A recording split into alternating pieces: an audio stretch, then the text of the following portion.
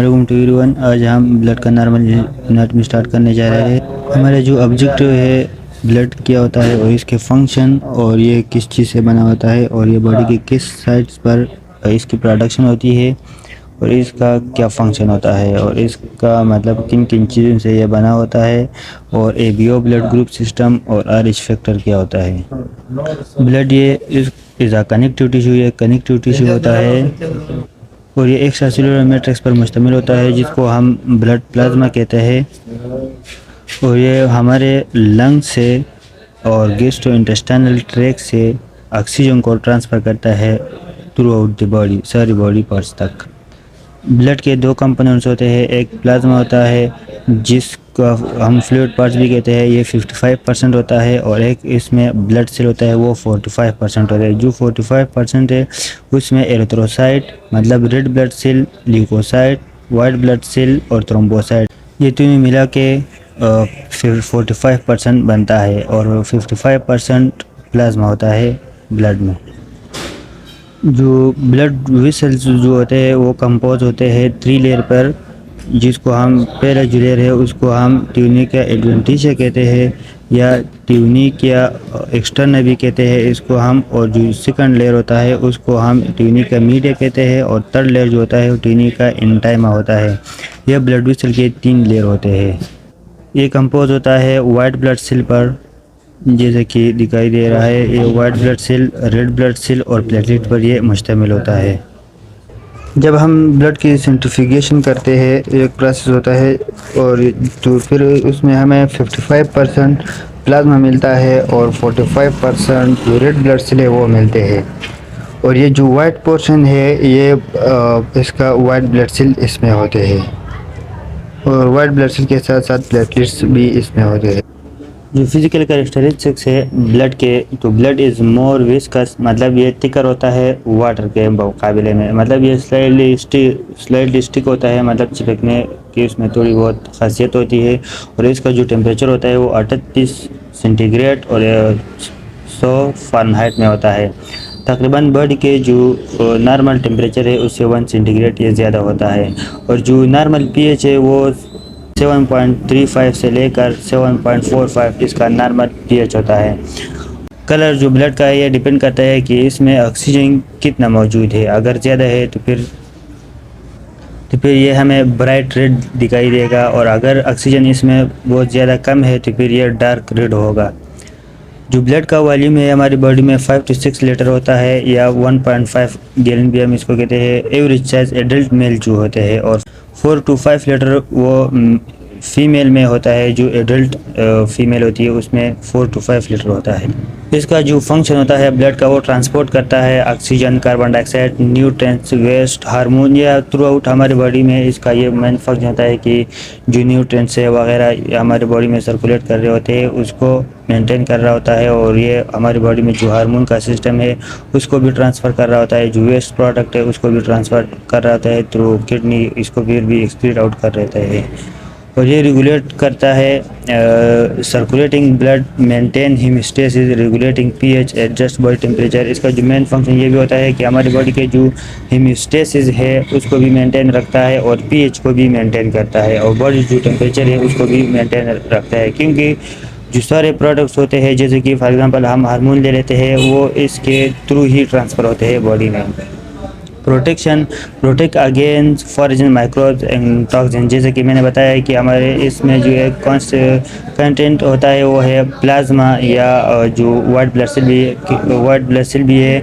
इसमें जो हमारे बॉडी में अगर कोई भी माइक्रो ऑर्गेनिज्म एंटर हो जाता है तो उसको किल और डिस्ट्रॉय करते हैं, हमारी बॉडी से बाहर निकालता है। प्लाज्मा जो कि 55% ये ब्लड में होता है और इस जो 55% है उसमें 91% वाटर होते हैं, 2% सॉल्यूट से होते हैं, nutrients, waste product, gases, enzymes वगैरह होते हैं और 7% उसमें प्रोटीन होते हैं जैसे कि एल्बुमिन, ग्लोबिन, फाइब्रोनेजिन।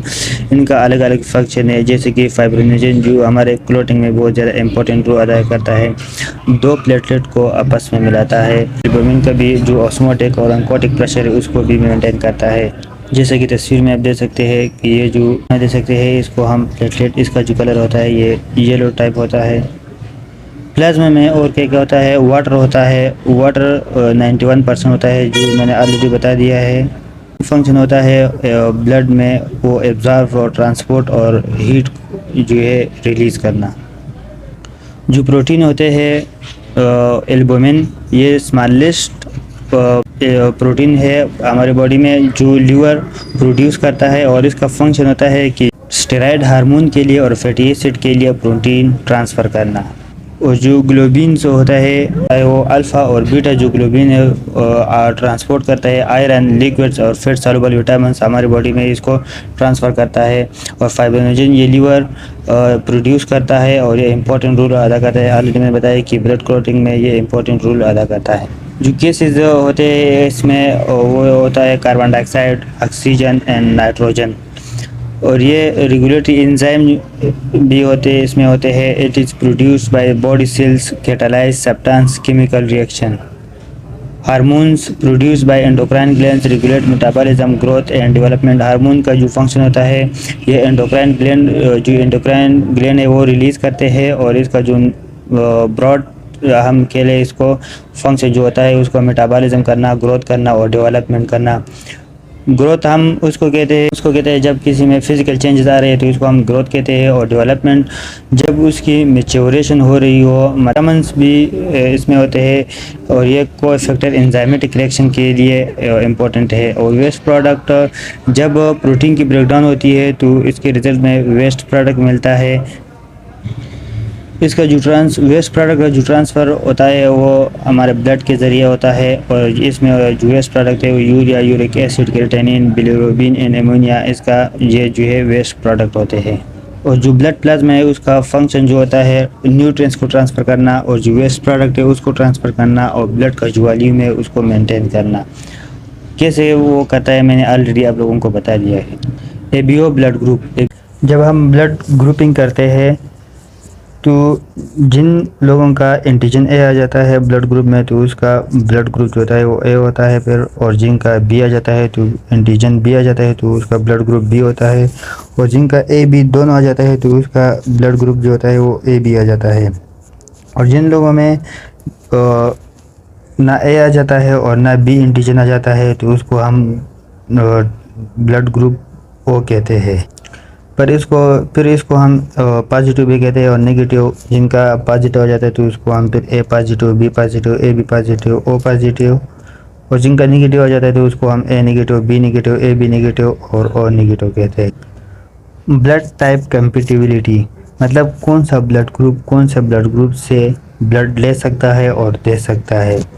तो जिनका ब्लड ग्रुप ए बी हो और एंटीजन तो ऑलरेडी उसमें ए बी हुई होगा और एंटीबॉडी उसमें नहीं होती तो वो ब्लड ए बी को जो ग्रुप होता है उसको दे सकता है और ए बी और ओ इनसे ले सकता है। और जिनका ब्लड ग्रुप ए हो एंटीजन उसमें ए होगा और एंटीबॉडी उसमें बी होगी और वो ब्लड ग्रुप जो है ए को भी दे सकता है और ए बी जिनका ब्लड ग्रुप हो उसको भी दे सकता है। और वो ए से ले सकता है और ओ से भी ये ले सकता है।